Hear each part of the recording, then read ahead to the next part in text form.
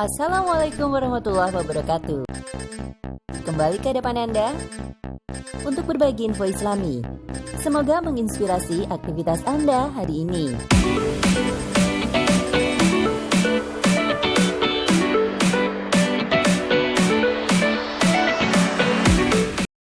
Pohon Gharqad seringkali dibahas dalam hadis-hadis fitan. Namun tahukah Anda apa itu pohon Gharqad?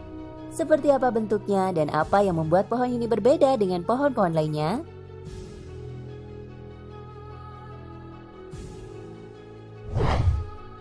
Pohon Gharqad atau boxthorn tree atau Nitraria retusa adalah sejenis tanaman semak berduri yang memiliki daun-daun yang kecil-kecil dan rimbun serta ranting yang banyak. Tanaman Gharqad mudah sekali untuk tumbuh walaupun di tempat yang kering sekalipun.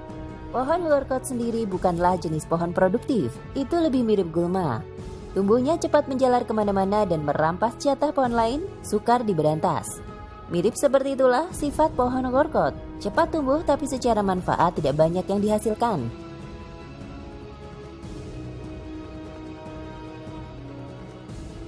Ketika kecil, tanaman Gharqad tampak seperti semak belukar, namun tanaman ini bisa tumbuh besar.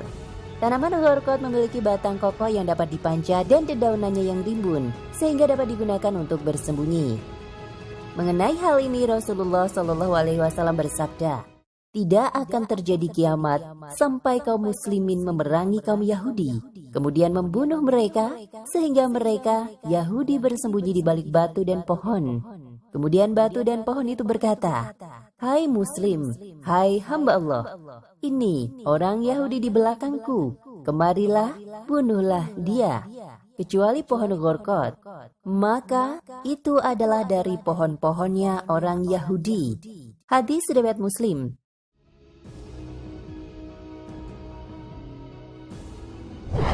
Jika kita hidup di masa-masa silam, mungkin kita tidak terlalu mempercayai hadis ini 100%. Padahal hadis ini masuk kategori sahih. Kenapa? Karena pada zaman dulu, sebelum memasuki abad ke-20, Yahudi hanyalah sekelompok kecil golongan atau masyarakat. Yahudi belum mempunyai negara seperti Israel sekarang ini. Bahkan jika dilihat dari sejarahnya, kaum Yahudi sempat beberapa kali dimusuhi dan nyaris dibinasakan.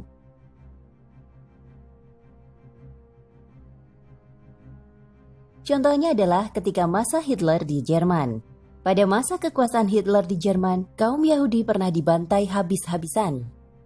Hal ini membuat kaum Yahudi terusir dan meminta perlindungan dari negara-negara lain. Bahkan, mayoritas negara yang melindungi Yahudi ketika itu adalah negara Islam.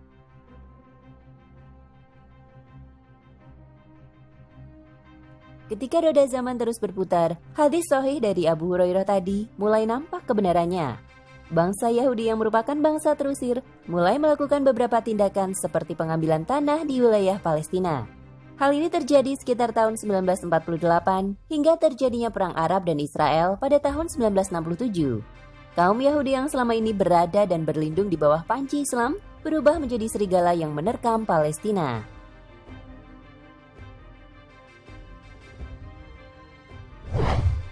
Kini, sedikit demi sedikit wilayah Palestina semakin tergusur. Negara-negara lain, bahkan PBB seolah menutup mata terkait dengan fenomena genosida yang terjadi di Palestina.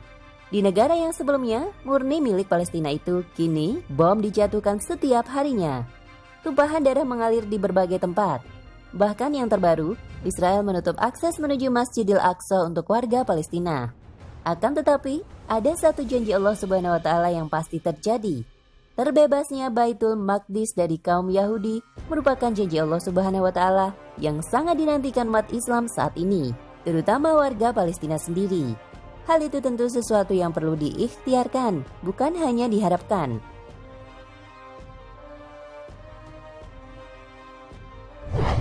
Saat ini, kaum Yahudi sudah menanam pohon gorkot. Belum diketahui apa yang memotivasi mereka.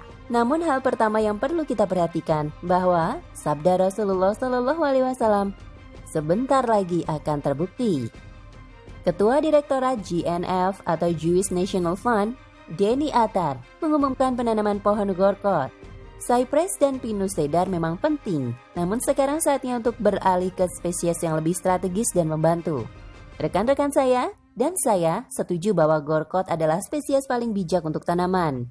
Dan kami berniat untuk memiliki ratusan ribu tanaman gorkot di seluruh negeri pada awal dekade berikutnya dengan lebih dari 5 juta pada tahun 2030.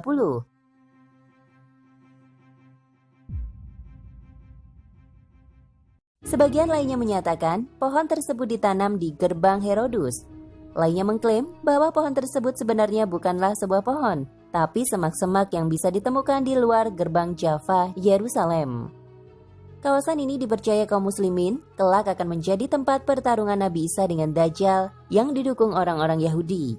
Di sanalah Nabi Isa akan membunuh Mesias palsu yang mengaku-ngaku sebagai Tuhan, sampai orang-orang Yahudi berkata, "Tuhan kita telah mati." Wallahu a'lam bishawab.